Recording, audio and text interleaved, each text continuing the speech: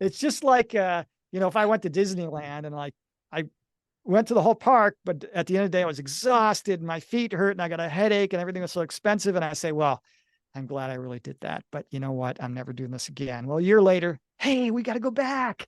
Average human being, if you added up all the incarnations on this planet and on others, is over 1,000,000 years old. We've been doing this for a long time. If you had a spiritual business card, it would say something like, daredevil soul, expert in experiencing the love, fear duality, and transforming planets into utopian societies.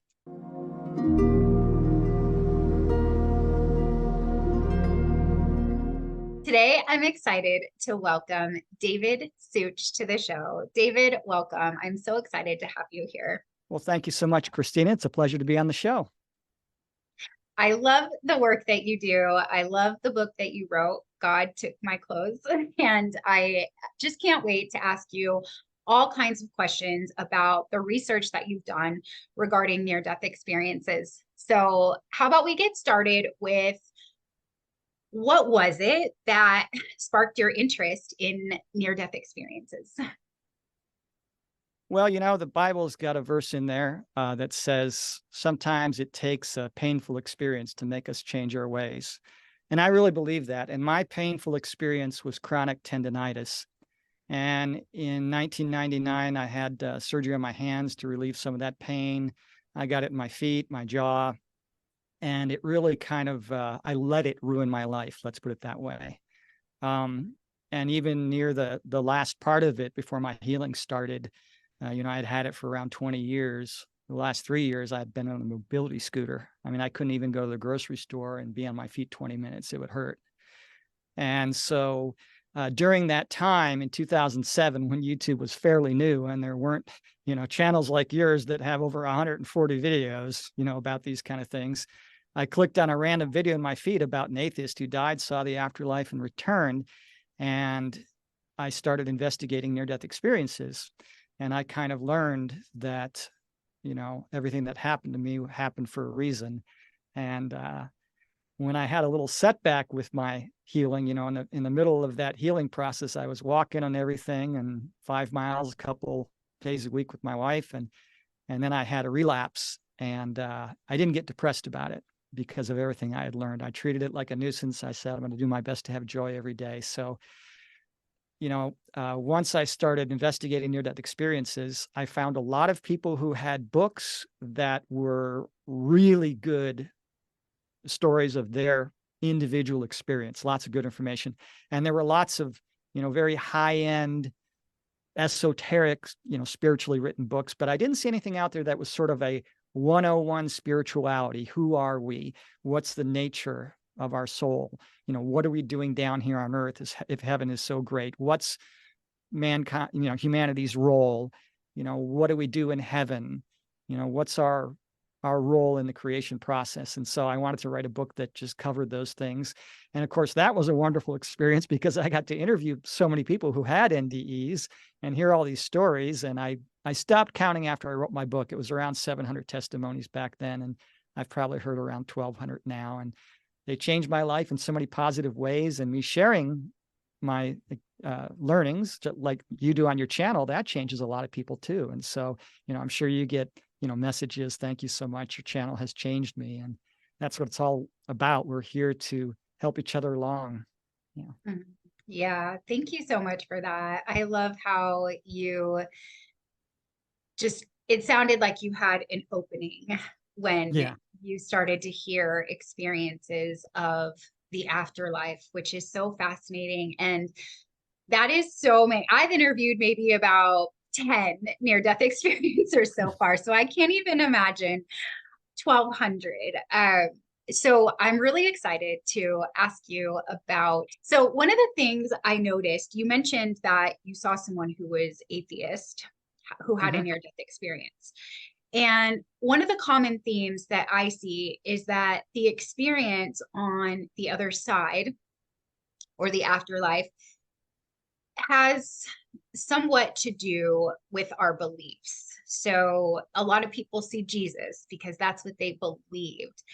And I think it's fascinating when I hear an atheist, someone who was atheist, who has a near-death experience and then comes back non-atheist. I just find it fascinating. But my curiosity is, if they're atheist, which I understand is that they have a belief that there is no God or there is nothing else, why would you say they have their experience of God or Jesus or anything? I mean, if they believe that there's nothing, wouldn't it just be nothingness that they experience? Well, when you decide to go on vacation, does your expectations affect the vacation? Sure. You decide where to go and what you're going to do. So what you expect or what you want to do is going to affect it. But there's also going to be things that happen on that vacation that are unexpected. And it's the same with the afterlife experience. One of the first things I heard over and over again from near-death experiencers is that thoughts are things, that our thoughts and words create. So when you're in the afterlife, down here, that's a slow process, but in the afterlife, it's instantaneous. So a person can create anything they want with their mind, but they're also given an experience by those in heaven to help them with their soul, with their consciousness, with their goals down here on earth. So whatever experience they're going to feel most comfortable with, that's the experience they'll be given. I used to go to this event called Burning Man, and there was a saying, and they would say, you don't get the burn you want, you get the burn you need. So you're going to get the near-death experience that you need. And yeah, a lot of atheists are surprised that they're there in the afterlife, And of course, if you really loved your grandmother, she was just the most wonderful person in the whole world, and she died before you, probably she's going to be the one chosen to greet you.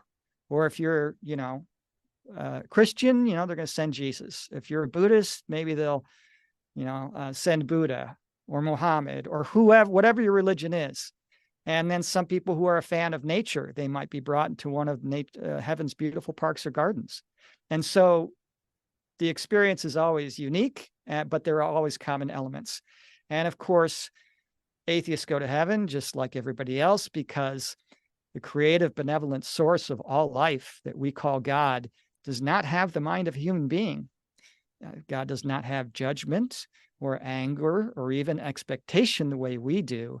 God only loves. And we are loved regardless of our choice of religion, regardless of our choice to live in light or darkness or behave good or bad. And even those who don't believe God exists or have a judgment that, they say that God is evil, well, heaven doesn't have any judgments about our judgments. They accept us 100% with a love that can't be described in human words. Yeah. And now you just mentioned something else that I've been curious to ask you. You mentioned about heaven. What I understand from who I've watched as far as on podcasts or the books that I've read is that hell actually isn't real. However, there's been a few that I've seen that have not had the most positive experience. I'm curious if you have information as to why some people might not experience heaven in their near-death experience. I don't understand completely why some people have hellish experiences. I know that a person who doesn't have a belief in God or the afterlife when they're dead can be confused and not know where to go. Others are drawn to the light like a magnet. So about 5%, it's probably less than that, maybe 3% of the testimonies I've heard are hellish experiences. But I've even heard testimonies where they're in the dark void, which is sort of an in-between place between Earth and the afterlife. And in that dark void, thoughts are things. And so they go into fear mode. What's going on? Where am I? I don't understand what's happening. And it becomes very hellish. And then as soon as they calm down and say, well, I must be dead, there's nothing I can do about it. And as soon as they calm down and drop that fear, the experience becomes positive. And then some of them go on to see the light or, meet angels or spiritual beings or something like that. So I know that any negative experience, whether it's here or in the afterlife, is a choice by the soul, whether conscious or subconscious. And any experience we have will move us long-term to a higher consciousness. So it's just like the stock market. You have lots of ups and downs, but it's a graph over a long time going up. So the dance of consciousness or learning or growth is always one of 2 steps forward and 1 step back. And sometimes people take that step back on the other side of the veil, and they can exist in that state of disconnection and fear for as long as they need to until there's a change. But I don't think it's a permanent sentence. In fact, it's not a sentence at all. It's just an experience. Right. Yeah. So as long as they need to. Now, that brings up another curiosity that I've noticed. There's a lot of similarities and a lot of patterns. However, it seems that each near-death experience is very, very unique. And while time isn't real in the truth, time isn't real, it's an illusion. And what I understand is that everything is happening simultaneously outside of this planet Earth that we have abided in. So I've heard, I interviewed a man who died for 45 minutes and then went into a coma for 3 days. I've heard others that were in a coma and they go in these long journeys. I'm curious if you can speak to some of these journeys that near-death experiencers go on, that their soul goes on with their guides or Jesus. Sure. Probably the most common near-death experience is somebody at the scene of an accident or in the hospital where a surgery's gone wrong or, some sort of physical trauma. And they pop out of their body, they see themselves from above, and, they can hear the thoughts and feel the emotions of the people around them. And then they go back in their body, they're revived. And some go into the dark void or the tunnel and then come back. And others are in that dark void or tunnel and they see a little pinpoint of light and they move towards it. And some people merge with this light, the creator of the universe, and they remember, oh, that's me. And I'm just a little facet, a little piece of that light with my own individuality. It's hard for us humans to get that. We're connected yet separate. Now, the separateness is more like an illusion of separateness. Down here on Earth, we have the illusion of separateness, but that's not the reality. Our nature is being connected. And the experiences are very different. So some of them have conversations with the light. Others are in parks or gardens, and they're very beautiful. There's flowers that sing and grow and shine with their own light. One guy, he had a near-death experience. He saw one of the gardens of heaven and he was saying, well, it was really beautiful. And the interviewer said, well, how beautiful? Like Yosemite? And for those of you who don't know, Yosemite National Park in California is one of the most beautiful places in the world. People come from all over the world to see it. I mean, it's just breathtakingly beautiful. He said, oh, maybe 100 times more beautiful than Yosemite. So some of them have very long conversations. The very first one I ever heard, Howard Storm, he was dead for about a minute. But because there's no time in heaven, he said his question and answer period with Jesus and these 7 or 8 angels took longer than his college degree. And he was a professor, he was a doctor. And some people say their near-death experience was longer. There's no time in heaven, but to do all the things and have the experiences, it was longer than their lifetime up to that point. And they have all sorts of experiences depending on what they need. Some people meet dead relatives or a spouse that died before them or children that they were grieved about. Oh, I thought my child was dead and here he is alive and well. And, I'm going to see him again someday when I come home permanently. It's in the first level, and there's not really levels of heaven, but in the first level, it's kind of laid out like Earth, we have some bodies. It's a light body, and there's trees and roads and buildings and houses and parks and gardens and mountains, but the place is just gorgeous. Like they say, there's trees that tower far higher than our, redwoods and sequoias. And there's colors that don't exist here. So like we have 3 primary colors, red, yellow, and blue. A mixture of those 3 colors make up all the colors of the rainbow. There are over 80 primary colors in heaven. So you get there and it's just an amazing buffet for the senses. Those guys, they put the chroma glasses on, they're colorblind. They put the chroma glasses on and they see color for the first time. You see the YouTube videos and they cry. They're just amazed by the beauty. We'll take that and multiply by about 100. And that's just what the visual is like. And of course, there's amazing music. You don't have a blind spot. You can see all around you, 360 degrees. You can appear any way you want. So most people choose to appear as the youngest versions of themselves.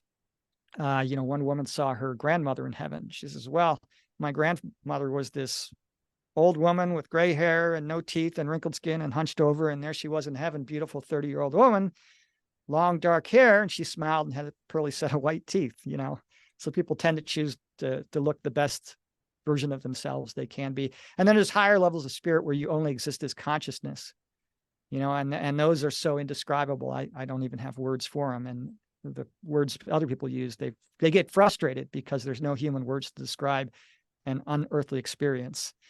But some are given a life review and shown, what they did right and wrong and how they could have done better. And others are told things about the future, and others are shown their life's purpose.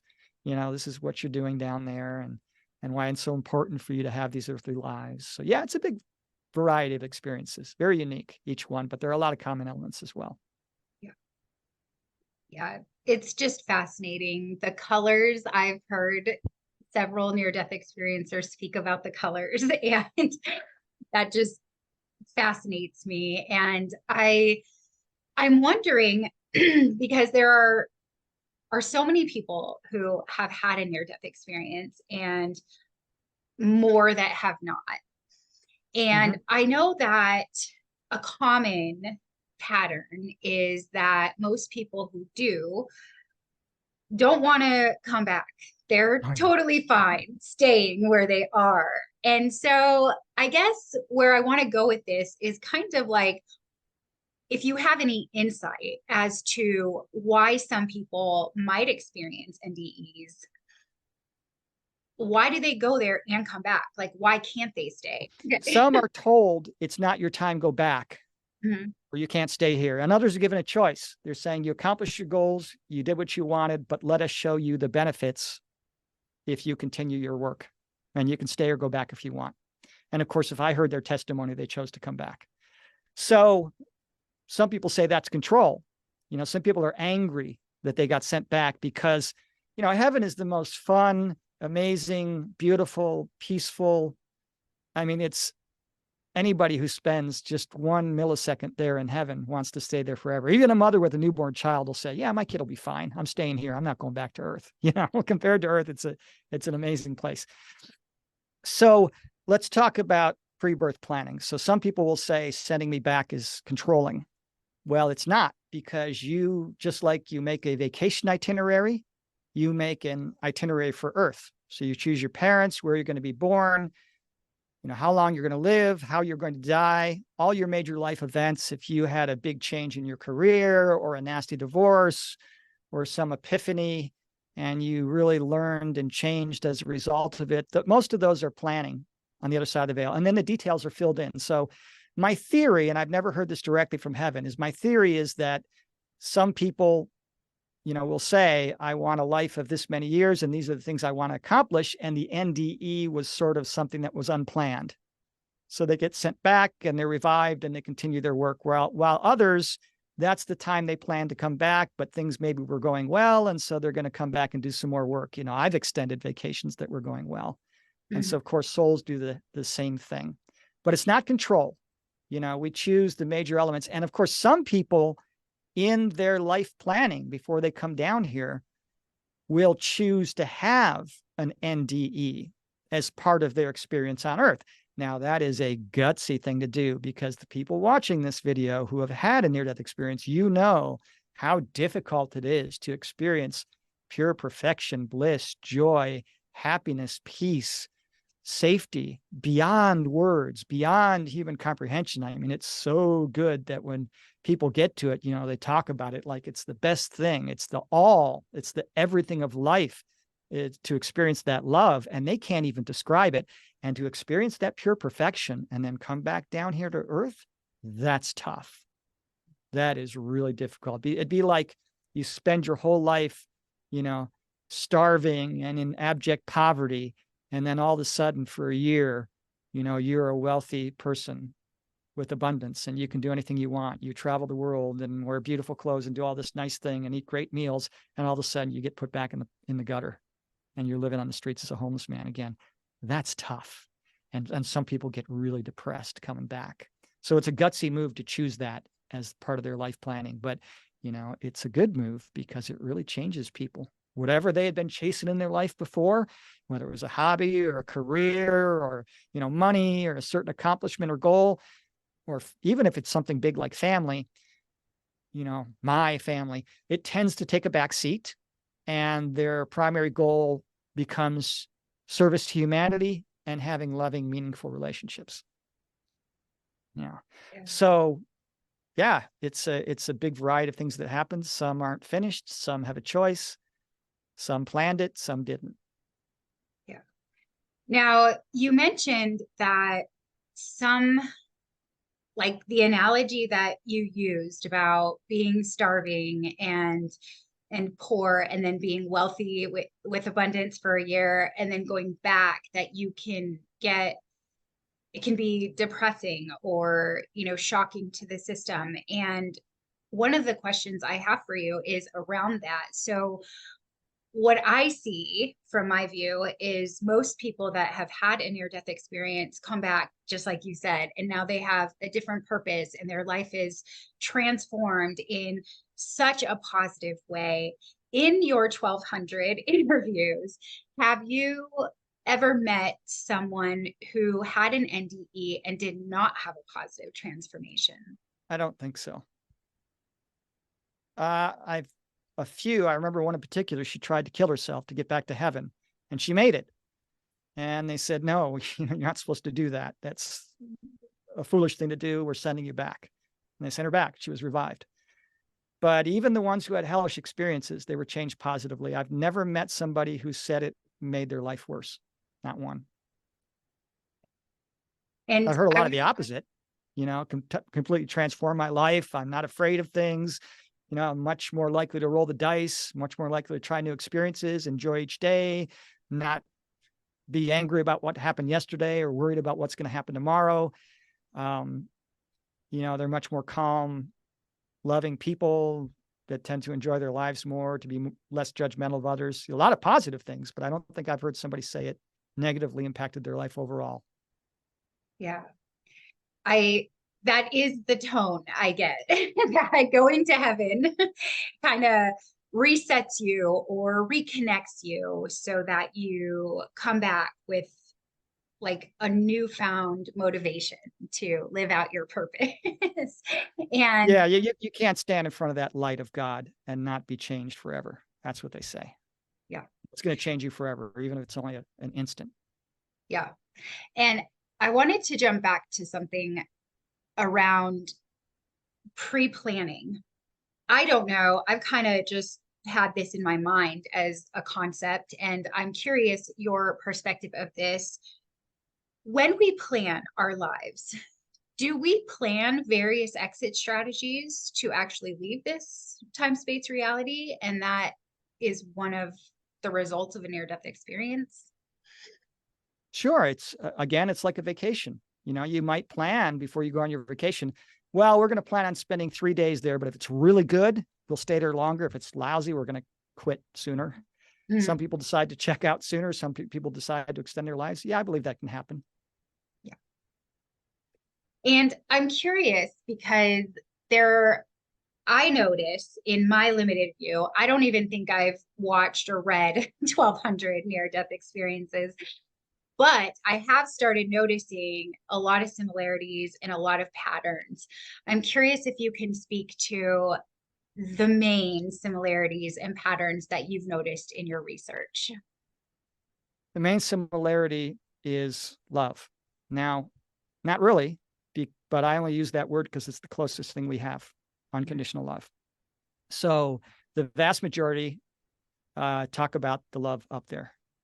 A love so strong it can't be described in human words. Imagine the strongest love you've ever felt, multiply it by 500 or 1,000, that's what it feels like. That's a quote from an NDE, not my words. Another guy said, put the 100 happiest moments of your life into one moment. You won't come close to how good it feels like to be here or to be there. And of course, another person said, if you had a genie, like a magic lamp with a genie, and instead of 3 wishes, you had unlimited wishes on earth. You could wish for anything you wanted: health, happiness, good looks, popularity, a good life, a great family, you wouldn't be nearly as happy as you are there. So that's the most common element. The other common one is they say they remember. Some of them say, oh, how could I have forgotten about this beautifully, elegantly simple and benevolent creation plan? This perfect plan that I'm a part of. How could I have forgotten about that? There is a sense of familiarity. Oh, I'm home. I remember now. This is where I came from. I'm not that bag of bones and skin and flesh. I'm this eternal, powerful spiritual being. And I went down there to have an experience and to learn and grow, so that sense of familiarity. They report a feeling of peace and comfort and protection. Like nothing can happen to me. I'm invincible. This being of light is going to protect me and care for me for all of eternity. What we talked about earlier, in both the heavenly and the hellish NDEs, there's no time. Now, I don't understand that. From our earthly perspectives, we can't imagine the absence of time. But time is an illusion down here in the third density reality that we're living in.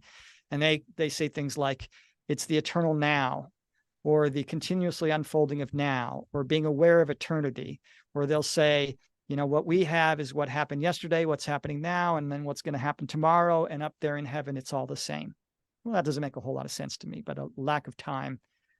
They talk about a feeling of like youthful energy and a feeling of reality. So they say it's much more real than this world.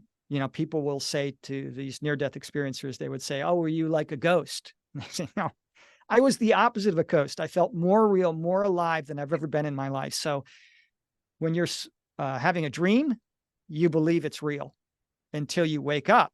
And then you realize, oh, this world is the real world. That dream world was just very disjointed, not very real, and will take up one more big step up to a much higher level of reality and consciousness. They say their thoughts are clearer, that their emotions are more intense. And so those are most of the common elements, I would say. Yeah, one thing that I've heard is that when they're in heaven, if they have a thought, well, like communication is perfect on that side. And so there's nothing missed. And I was interviewing this woman who said that if she would think something, the answers would come to her right away. And she actually, during our interview, she said that she regretted not asking more questions. It's because she was like, why did I only ask that? What if I could have known anything? And so I'm curious if you have insight into some of the things that have been asked on the other side. Like, has anyone asked about really big issues here, like school shootings or climate change, or, some of the catastrophes like that are happening, the government, things like that? Has anyone asked, have you received any information about some of those topics from those who have asked? Yeah, they ask about the big issues, of course. And, sometimes they ask several thousand questions. The very first NDE I ever heard, Howard Storm, he asked several thousand questions. And others come back and they say, I didn't ask any questions because I was connected to universal consciousness. I knew everything. Mm-hmm. But, when you come back into your human body with your human brain, it can't contain universal consciousness. It's too small. It's like trying to stuff, a bunch of supercomputers onto a single thumb drive. And so they can't remember. There's some of the big questions about what's going on down here on Earth. And one of the big questions is, why is there so much evil? Mm-hmm. Why is it such a horrible place? Yeah. Well, there's a simple answer and then there's a complicated answer. The simple answer is because we choose to make it that way. There's this idea that, there's a hurricane or a tornado or an earthquake and we blame it on God. And then when something good happens, like some doctor invents a cure for cancer, we say, oh, what wonderful human beings we are. Well, it's almost always the exact opposite. We cause a lot of the suffering. And then something like a cure for cancer, often that's inspired from heaven. And so we put a lot of blame on God for our problems when it's what we're doing. But this is a free will planet. So do I mean heaven doesn't have freedom? Well, of course they have freedom, but they're connected. So like if you were connected to your dog, you really don't have free will to kick the dog. You have the freedom to do it if you want, but you're going to feel the kick because you're connected to the dog. So down here, we have the illusion of separateness, so we can make a choice to act in fear or love. And by making those choices, every time we have the choice and we choose to be kind instead of cruel, that is part of the growth of creation. So, a big question is, why is there so much evil in the world? Well, because we're experiencing duality, we're experiencing this choice. And to learn from experiencing that choice, we sometimes have to choose to act in fear and be violent and cruel and so forth with our fellow man. Now, as we mature, we don't need as much of that. And we're moving into a new world of love where we're not going to need that anymore. We're not going to need to experience all the negative stuff for our growth and learning. So we will learn all we could from that, just like you put training wheels on your bicycle and there comes a point where you've gone as far as you can and you're going to take the training wheels off. Mm-hmm. So some of the big issues, Armageddon. Is there going to be an Armageddon? I'd say that's probably the biggest issue. Are we going to extinguish ourselves? Well, when you look at the future, you can only tell the potential future where it looks like we're going. And the reason is we have free will. So if I'm driving my car north at 60 miles an hour, you can say, well, an hour from now, you go 60 miles north of there. But I can stop, I can turn around, I can slow down. And we as human beings have free will. So the prediction for thousands of years, which was where we were headed, was we were going to destroy ourselves. Mother Shipton, Revelation, Nostradamus, that was all correct. But thanks to a lot of help from above, thanks to the help from our Pleiadian cosmic parents, our intelligent friends from the Pleiadian star system, we averted self-destruction and we're headed towards this new world of love. And it's not going to come gracefully. We're going to go kicking and screaming into a better world because we're so stuck in our old ways of fighting each other, cutthroat competition instead of cooperating and treating each other good. So that's going to take about 150 years. There's no set timeline. That could change. Peace on earth will be the first step. And then once we stop fighting each other, things will really get going. So that's a big issue. Another big issue is the environment. Now, I know a lot of people aren't going to like to hear this, but climate change is not, from what I've heard, the biggest issue, from what I've heard from heaven. The big issues are GMOs, genetically modified foods, and contaminated oil, air, and water. And we're trashing our environment. So yes, people were shown the future. Some were shown that in the future, we're going to clean up the planet. Just like somebody who's a hoarder and their whole house is a mess and that group comes in and they organize it all and it just looks like a different house at the end of the show. That's basically what we're going to do to planet Earth. We've really trashed it. We've really messed it up. And there's going to be a huge effort to clean up. They're going to attack the Pacific plastic patch, that big patch of garbage in the Pacific Ocean. And we're going to clean up the soil and the water and all that. We'll take care of those problems. Some of the other big issues. You got any ideas yourself for specific issues that maybe I could address? I'm a mom, so I think you've nailed it. I notice in my daily life, my biggest concern is taking my kids to school because there's school shootings, mass shootings. I get afraid. Social media, technology, the harms of technology, where it can be used as a tool, but it can be used to just completely check out and not actually connect. So my biggest value, I believe, other than love, is connection. And I can see so many places just in my family where everyone's on their phone. It's like, let's put that down. So those are the two things that are personally my biggest things I'm looking at. Okay, so let's talk about those. Mm-hmm. So school shootings, it's a horrible thing that happens. I haven't heard much information from heaven about it, but based on what I've learned from heaven and near-death experiences, what I can tell you is I suspect what's going on is that mental illness, a lot of mental illness, maybe most, I don't know, and this is something the Dalai Lama said, comes from a lack of love lack of compassion, long-term lack of love and compassion. And when a child is having issues and maybe displaying violent tendencies or antisocial behavior that looks dangerous, the kind of behavior that you would suspect, this guy could become a shooter. Instead of trying to really find out the deep-seated reason behind that, we give them a pharmaceutical. And pharmaceuticals, just almost like any drug, it's a loan of good feelings that has to be repaid with interest. And so it can bottle it up, and then one day it just explodes. And when I looked into it personally, of the 21 shootings I looked at, 18 of them were taking behavioral-based pharmaceuticals. So that's an issue.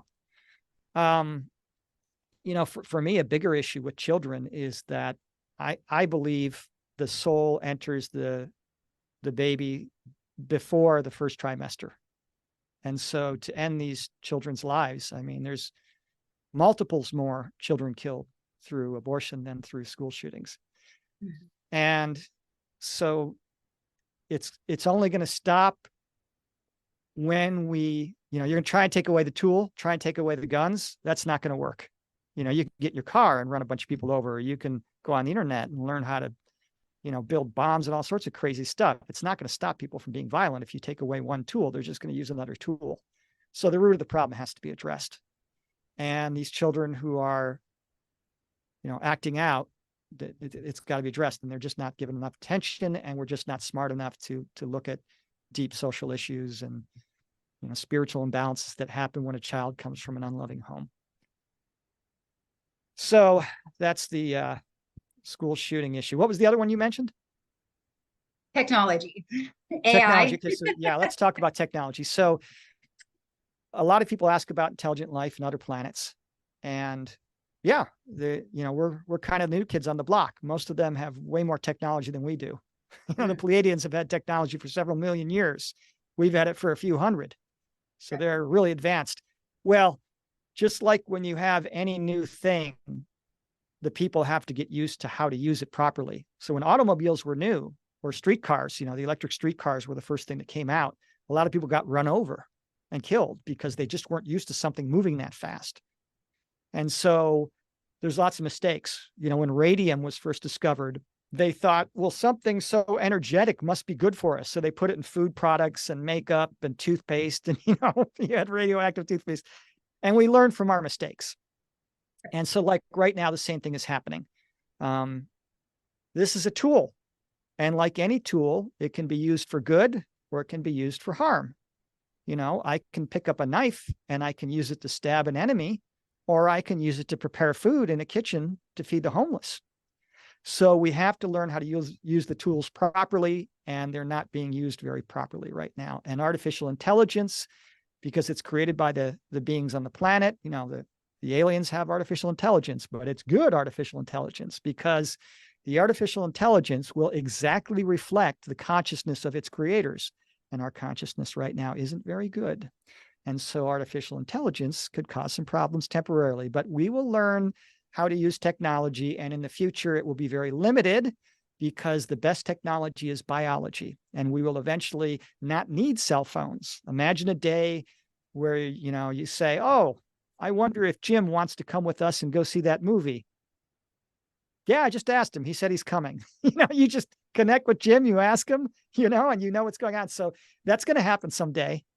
So we'll get better with using technology. It's going to take time. And as our consciousness matures, as we move towards a worldwide culture of cooperation rather than competition, of peace rather than war, of living in harmony with our environment instead of trashing it, AI is going to get smarter, and it's going to reflect our higher consciousness.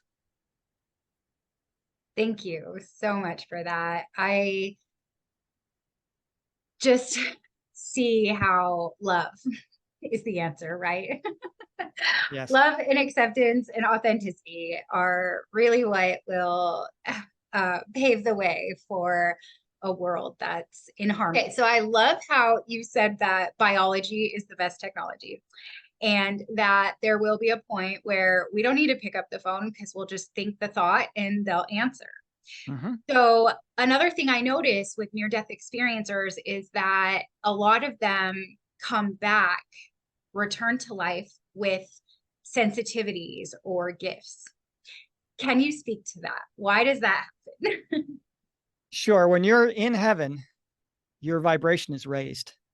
You're just infused with a higher vibration and this amazing love of creation. So you come back, and that veil, that illusion of separateness, that forgetfulness that we have here is much thinner for those who have had NDEs. So they come back with psychic abilities or healing abilities or empathic abilities. And even people like you, Christina, who do nothing more than study these, they tend to go through the same things. And so they come back, and, like one guy, he started betting on horses and winning money. And then his angelic guide said, yeah, that's not what the gift is for. So he stopped doing that. A good friend of mine who was counseled me early on in my spiritual awakening, he had a near-death experience, and he came back, and, one of the first things that happened, he's in a grocery store, and he's looking at this woman, and he gets a flash, he gets a vision of this wedding ring in this dark, dusty place. And he can see like this grating with lights coming in. And he thinks, that looks like a ring underneath the refrigerator. Now, he doesn't know why he's having the vision when he's looking at this woman. So, he's really nervous, and he walks up to her and he says, yeah, I had this vision. Does that mean anything to you? She didn't answer him. She took out her phone, called her daughter, looked under the fridge. Oh my God, starts crying, hangs up the phone, says to my friend, I don't know who you are or how you knew that, but thank you. My mother had died recently. I lost her wedding ring, and I was just devastated. It was just tearing me apart. And you saved me. Thank you so much. And that's really common. People come back and they become healers or mediums or, counselors, and they do all sorts of things with their special abilities. So yeah, it's extremely common. And again, even those who study spirituality or NDEs or, just have the desire to become a better person and start treating their fellow man with love and compassion, they will start developing special abilities. We all have them, and we all use them on a daily basis. It's just that when you recognize how to use it, it becomes very strong, and being up there in the light of heaven and that high vibration, it just amplifies everything, accelerates the whole process. Yeah. And I imagine too, having the experience of it, of having that perfect communication, of being able to have that 360 view. Once you have the experience, it's harder to not remember that, which you also mentioned the veil of forgetfulness. And so my next question has to do with amnesia. So I know that we are veiled when we're, maybe not when we're born, but we're veiled so that we don't remember everything. And one thing I've noticed is that a good amount of near-death experiencers don't actually remember their near-death experience right away. I'm curious if there's a purpose for that. Yes, I believe there is. Some people take days, weeks, months, or even years. It can happen after 20, 30 years, they remember their NDE. And I think some who die, and come back, they think, well, nothing happened. I don't remember anything. There is no afterlife. Well, there's probably a lot of people who that wasn't in their soul plan. They don't want to deal with experiencing pure love and perfection and then have to come back here. It makes it too difficult. And others don't remember it maybe because it's not the right time. It would cause chaos in their life. You can't take a 5-year-old child and throw them into an advanced calculus class in college. So the person has to be ready to confront the experience, and they might be in a place in their life where maybe they're not ready, or it might just not be the right time. You see, our spiritual guides are always planning things for us. They're always doing things so that, we come across the right thing at the right time. And basically life will give you whatever experience is necessary for the advancement of your consciousness. And if that's remembering the NDE, 10 years later when you really needed it, or you're calmer and you're ready to accept it, maybe you're in a situation where you're in a organized religion. And if you were to remember your NDE, you would get isolated. A lot of people have NDEs, they feel isolated afterwards because, nobody understands me. I can't go to church anymore. They're talking about things that's not true. They're not displaying the unconditional love that I saw. And to lose that community would be tough for the person. Well, maybe 10 years later, they're ready for it. So there could be a lot of reasons, but I think that's the main one. It's done when the time is appropriate for them to remember. Yeah. Thank you for that. So tell me what you know about karma. Well, karma is one of those things that I'm not that familiar with because I haven't heard much about it in my near-death experience research. But I'll tell you what I know from what I have heard, and that is karma is a tool. So if I'm trying to grow and learn, I put myself through a variety of both positive and negative experiences. And then I learn and grow from them. And let's say in my soul group, I decide with one of the other souls, hey, I want to have an experience of being a child that's physically abused and beaten by an alcoholic father. And so one of the friends in my soul group says, well, okay, I'll be the alcoholic father that beats you. And he's got to experience that from his end. And then I experience it from my end. And then to get the full learning experience or to balance out the energy, next time we switch it around. So if I experience being a poor person being abused by a wealthy, business owner, it might be beneficial to balance that energy out to experience the opposite, to go on both sides of it. But it's just a tool that helps us, and it's only a tool. So it's not like it's a payment. So there's some people think it's like a payment system. Oh, I did something bad to this other person, so now somebody has to do something bad to me. I see it as sort of a round learning. So in Japan in the 1980s, they were taught this system of just in time, where they came into these factories and they taught them how to be more efficient. And one of the things they would do is they would take the managers and they would have them work in various positions in the factory. And then they would take the factory people and have them work, with various positions in management so that everybody understood each other. And it made for a very smooth operation. So that's kind of an analogy of how I think karma works. This is what it felt like to be the abuser and feel guilty about it and blah, blah, blah. And this is what it felt like to be the one abused. And this is how I got over it. And so if you've been abused and been the abuser, you've got a full learning of those experiences and growth from it.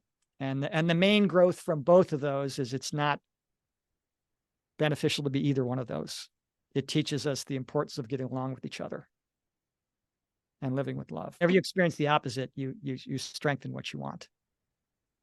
Got it. And so the reason that I wanted to know what you thought about that was because I am also really into past lives and reincarnation. Mm-hmm. And my understanding is that sometimes we reincarnate to kind of balance out the karma. I'm curious from the near-death experience point of view, if there's any insight as to why we continue. Some people have had thousands of lives here on Earth. So why do we keep coming back? Why does a world-class brain surgeon who can save people's lives that nobody else can continue his work? It's necessary. He's got to keep doing it to save lives. He's doing it for the family of humanity. And the reason we keep coming back is because we love our family. So for the love of creation to continue, for the bubble of love in heaven to continue to exist and grow, there must be a tiny portion that is experiencing the opposite. There must be somebody who incarnates into these physical lives and experiences a love-fear duality. And there's probably other tests of energy in other places that I know nothing about. And so people have been told this, you are part of the engine of growth of creation. And even though it's really difficult, you're doing a tough job for the love of your celestial family, your big family, which is all that is. We have a really big family. And so it's also a great learning experience, but many souls don't want to come to Earth because it's so difficult. So it's almost like, if you've got this city in a bubble on a hostile planet, and the exterior is toxic environment and radioactive, and this big, beautiful utopian city's inside this dome. And they say, well, we're going to need, out of 10 million of you, we need 5 of you to go outside the dome and work on the equipment to keep it going. And you're going to suffer and get radiation poisoning, and you're going to be uncomfortable, and you're going to feel separated from all of us. Matter of fact, it messes with your memory. You're going to forget that we even exist. You're not even going to know that you're going home. You're just going to think this is your miserable life working on this equipment, in this harsh environment. And you're going to learn a lot, but you're going to save us. You're going to help us if you do it. And the people listening to this video said, I'll go. Now, if that's not a love letter to the family of creation, I don't know what is. The sacrifices people make down here. And of course, the souls that are here are really good at doing it. Earth is the hardest planet to have a life in this galaxy, which is full of life. And it's the 3rd hardest in the universe. It is the granddaddy of physical incarnations. And coming down here, huge leaps and bounds in consciousness, but it's also really difficult. I mean, a lot of spiritual people, you hear them say, I'm not going back. This is my last lifetime. But you know what it is? I hear that often. Yeah. I've said it myself. It's just like, if I went to Disneyland and I went to the whole park, but at the end of the day, I was exhausted and my feet hurt and I got a headache and everything was so expensive. And I say, well, I'm glad I really did that. But you know what? I'm never doing this again. Well, a year later, hey, we got to go back, And that's how humans are. You get up there, you look back and you go, oh God, that life was tough. That was miserable, but it was also amazing and fun at parts. After taking a long break, I got to do that again. So the average human being, if you added up all the incarnations on this planet and on others, is over 1 million years old. We've been doing this for a long time. If you had a spiritual business card, it would say something like, daredevil soul, expert in experiencing the love, fear duality and transforming planets into utopian societies. I love that. Thank you. And I just want to highlight what you said was that we reincarnate because we love each other. Yes. So what I make up about that, and please add whatever insight to this, is that we're not just coming here to this time-space reality for our own soul's journey. We're coming here for the collective soul's journey. Yes, that's part of the creation process. Because we're all connected, if one person has an experience in the heavenly realm, they've all had it.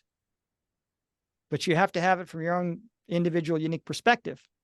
If you had complete memory of all your lives and were connected to universal consciousness, it would be too easy down here. So it's almost like a handicap coming down here. Yeah. And yeah, it's tough, but beneficial to all of creation. Yeah. You also mentioned, and maybe I heard this wrong, but what I thought I heard you say was that this is the 3rd hardest reality. Okay, so it's pretty clear from the testimonies that Earth is the hardest planet in this galaxy to have a life. We're the only free will planet in the way I described it earlier.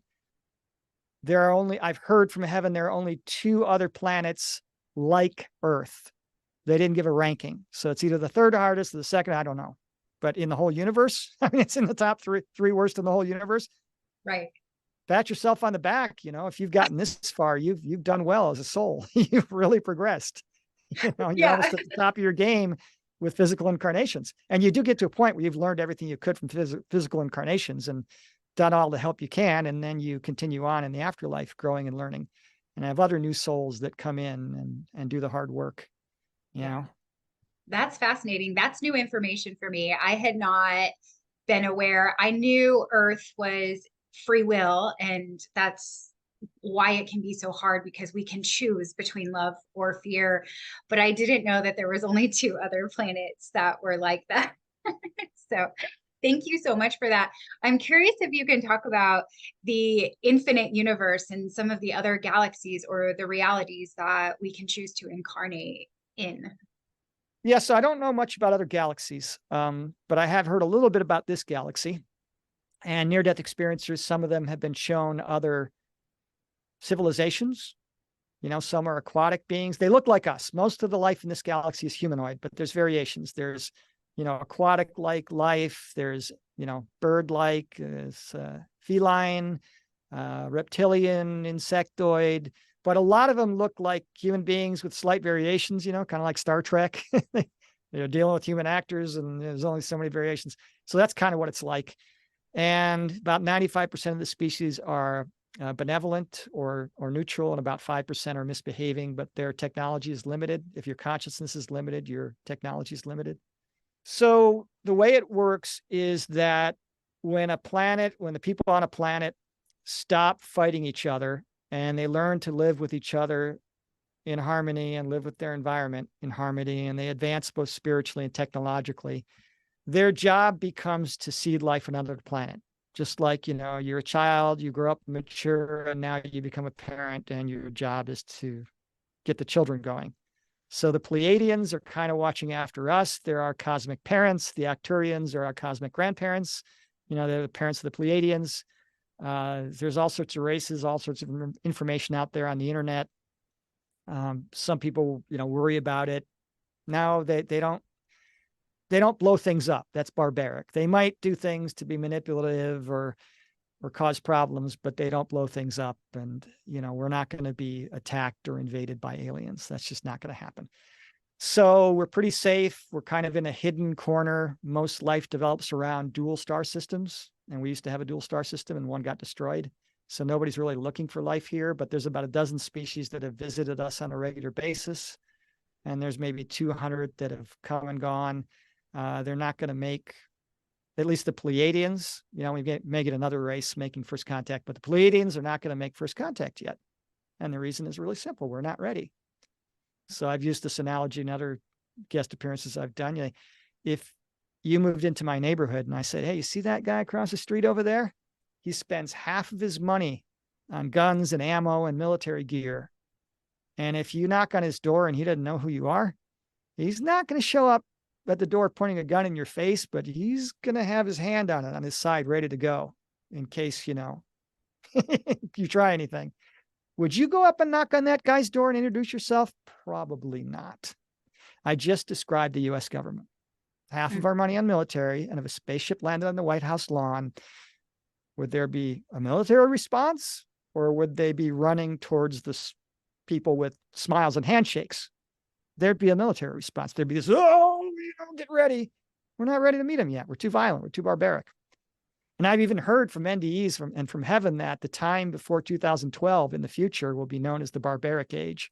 We're just coming out of that age of fighting each other and learning not to beat each other up in the sandbox. We're like the uncontrolled 2-year-old, and the babysitter never knows what they're going to do next, and we're just learning to behave ourselves and get along. That's where we are. We like to think we're at the top of our game. Oh my gosh, we're so immature as a species. I mean, we're still cutting down trees, to build things. Trees have a consciousness. If somebody told you, oh, I'm killing people to make beautiful carvings of art out of their bones, you'd be horrified.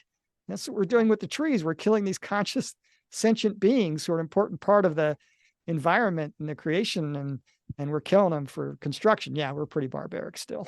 We're not ready to meet the aliens. Yeah. I do remember an NDE story that I heard, and the most impactful part of her story was the consciousness that she saw and felt and experienced in the trees. So thank you so much for that. Is there anything else that you want to share that we haven't talked about yet around near-death experiences or anything? Sure. Unconditional love is so easy in a way that even a child can do it, and they do, but then it can also be very, very difficult. And we are the most spiritually mature when we're children. If you were in public somewhere, and you were having a bad day, try walking up to a random stranger, just pick any adult and say, hi, I'm having a really bad day and I need a hug. I don't know how many adults you'd have to ask that to get a hug, depending on where you are, but you're going to get some strange looks, and you may be a while before you get that hug. What are your chances if you did that with a child? Probably the first one's going to hug you, unless his parent stops them. They're good at unconditional love. So it's wonderful to have spiritual knowledge. It's wonderful to have a gift of wisdom. It really helps us in our lives, but you don't need that. You don't need any spiritual knowledge. You don't need to understand what's going on here on earth, what's happening in heaven. Why are we here? Why did this happen to me? Why are these things happening? What's going to happen next? You don't need to know any of that. All you have to do is live every day the best way an adult can live, sort of through the eyes of a child. You know, they're always focused on the moment. They're trying to have fun in any circumstance. You know, you go to the Department of Motor Vehicles, they're all miserable except for the kids. They're running around having fun. And we're supposed to forgive quickly, like most of them do.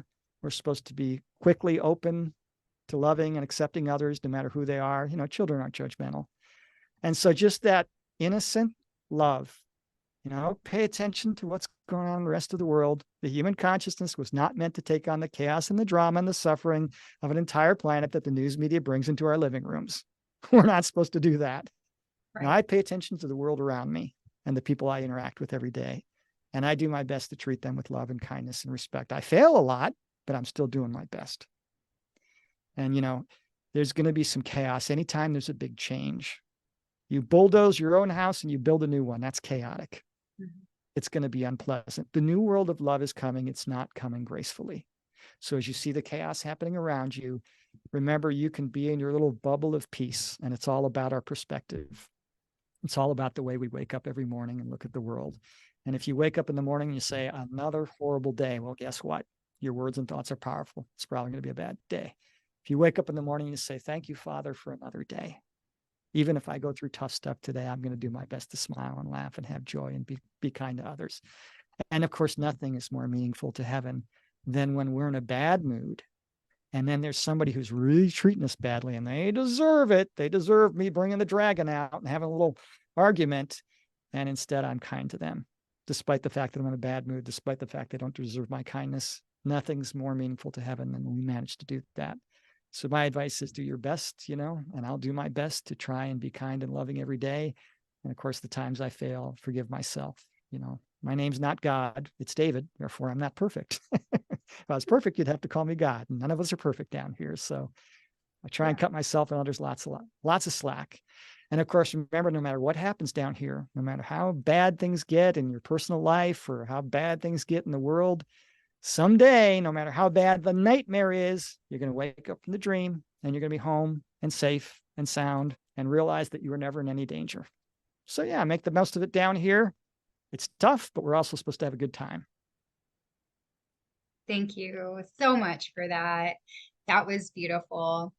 This has been so much fun. And I have 3 questions that I ask all my guests before we end. So the first question is, how would you define God? Oh, that's a tough one. So I would define God as the universal source of everything in existence that expresses itself in everything that we see and in many things that are yet unseen. Thank you.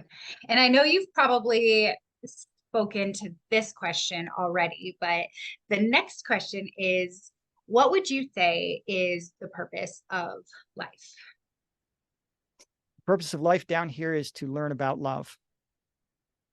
It's to learn and grow and help the growth process of creation. So there's a common phrase that I heard early on from near-death experiences that confused me at first, but now I understand it. And that is, there's a perfect plan and it's working itself out in its perfection. Well, it doesn't seem like it when you look around the world today. It seems like everything's a mess. This is a game we're playing for the purposes of growth to help the fractal of God grow. Thank you. The final question is, if you could take one piece of wisdom that you have now and offer it to a younger version of yourself, what would that piece of wisdom be? Buy Bitcoin when it was 25 cents a Bitcoin. Probably the biggest advice that I don't know if I'd be able to convince my younger self, because he was a pretty stubborn SOB. He was a pretty mean, stubborn guy. I would say, stop worrying so much about what's coming next. do your best to enjoy life and treat others good without worrying too much about tomorrow. It doesn't mean don't plan for tomorrow, but don't worry about it, because I spent too much of my life worrying about what could happen. And many of those things I worried about that could happen never happened. I hear you. How do people find you, keep up with your work? Where do they get in touch with you if they want to? Well, my email is at godtookmyclothes.com. And at the time of this recording, I am still answering all emails, and there's no charge on that. And I have to answer with an audio message, so you'll need speakers in your computer. At godtookmyclothes.com, there's also a link to my book, so you can download the first couple of chapters. The entire thing is there in Spanish because it's not published in Spanish. And there's also a link to my counseling services. If you just have questions, send me an email. That's free, and I'll answer as many questions as you send. I've answered 20 questions from the same person now. Thank you so much for making yourself available like that, and for having your services be available for everyone. I really appreciate you being here with me today and sharing your knowledge, your wisdom, and your heart with the world. Thank you so much, David. It's been such a pleasure. Thank you, Christina. It was a pleasure being here on Conscious Conversations. I would like to personally thank you for tuning in to this episode. If you haven't already, please be sure to like this episode, subscribe to my channel, and turn on notifications so that you never miss a beat. And if you really resonated with this content, please share it with all of your friends so that collectively we can expand our consciousness. Have a very blessed week.